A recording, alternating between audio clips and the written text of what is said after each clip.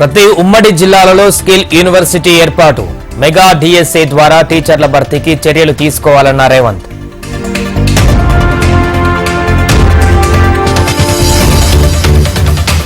పథకాల దరఖాస్తు ఫామ్ల అమ్మకాలపై సీఎం ఆగ్రహం, రైతు భరోసా పింఛన్లపై అపోహలు వద్దన్న రేవంత్ రెడ్డి.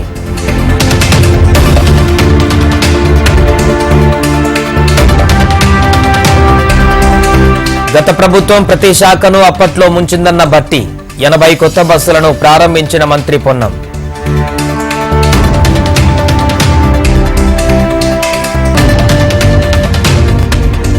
న్యూ ఇయర్ వేడుకల వేళ యువతకు నగర సిపి హెచ్చరికలు, నిబంధనలు ఉల్లంఘిస్తే కఠిన చర్యలు తప్పవన్న శ్రీనివాసరెడ్డి.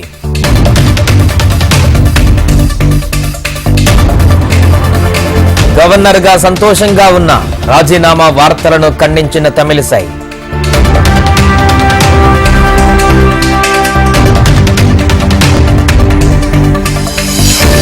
దేశంలో అప్పులు లేని రాష్ట్రాలు, విద్యుత్ సంస్థలు లేవన్న జగదీష్ రెడ్డి.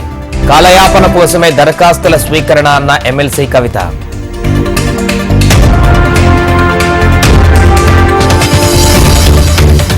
తెలంగాణ బీజేపీలో నియమాల్ని ఉల్లంఘించిన నేతలపై వేటుకు సిద్ధం, పార్టీకి వ్యతిరేకంగా కామెంట్స్ చేస్తున్న వారిపై క్రమశిక్షణ కమిటీ చర్యలు.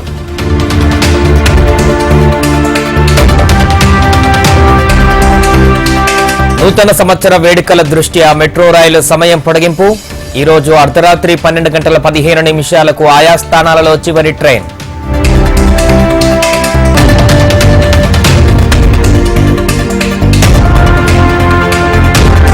నాంపల్లి గ్రౌండ్స్ లో నుమాయిష్ ను ప్రారంభించనున్న సీఎం.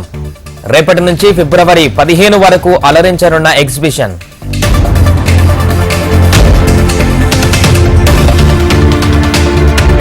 ఖమ్మం, నల్గొండ, వరంగల్ ఎమ్మెల్సీ స్థానం ఖాళీ, ఓటర్ జాబితా షెడ్యూల్ ను ప్రకటించిన ఈసీ.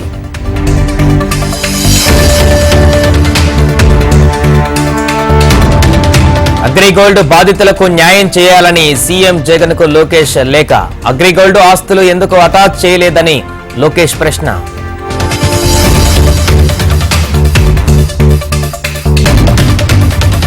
కుప్పంలో అంగన్వాడీల దీక్షా శిబిరాన్ని సందర్శించిన చంద్రబాబు.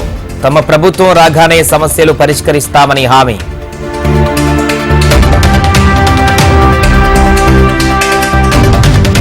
ఆంధ్రప్రదేశ్ వ్యాప్తంగా కదం తొక్కిన అంగన్వాడీలు.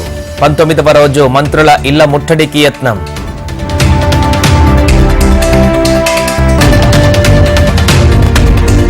ఏపీలో ఇళ్ల నిర్మాణంలో అవినీతిపై ఫిర్యాదు.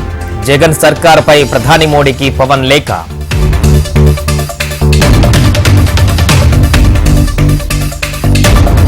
భవిష్యత్తులో షర్మిల వెంట నడుస్తానన్న మంగళగిరి ఎమ్మెల్యే ఆర్కే.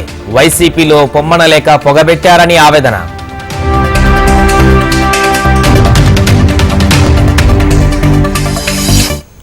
వైఎస్ వివేక కుమార్తె సునీత అల్లుడికి పోలీసుల నోటీసులు. 41A కింద సిబిఐ ఎస్పీ రామ్ సింగ్ కు నోటీసులు.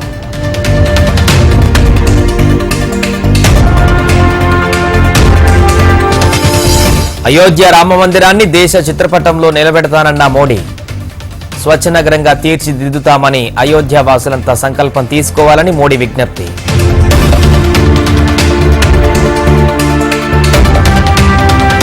జనవరి 22 రాత్రి ప్రతి ఇంటా దీపాలు వెలిగిద్దాం. అయోధ్య ఎయిర్పోర్ట్ ప్రారంభోత్సవంలో మోడీ.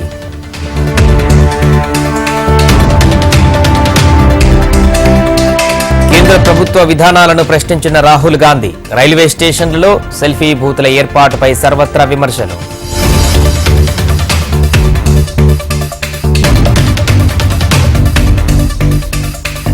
బకాయిలు చెల్లించలేదనే రిటైర్డ్ టీచర్ల ఆవేదన. తక్షణమే స్పందించిన మంత్రి స్మృతి ఇరానీ. నిధులు విడుదల చేస్తామని హామీ.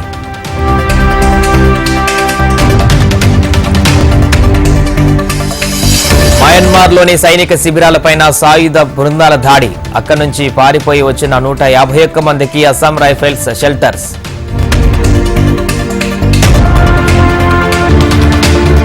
రష్యా ఉక్రెయిన్ యుద్ధం ఆపాల్సిందేనన్న జో బైడెన్. రష్యా దూకుడుకు అమెరికా కళ్ళెం వేస్తుందని భరోసా.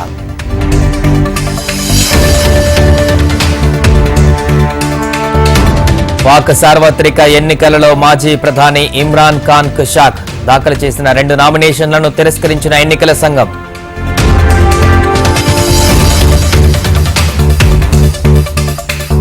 పాక్ ఎన్నికల్లో ఉగ్ర సంస్థ నాయకుడు పోటీ. ఆసియా ప్రాంతం భద్రతపై పెను ప్రభావం చూపుతుందన్న భారత్.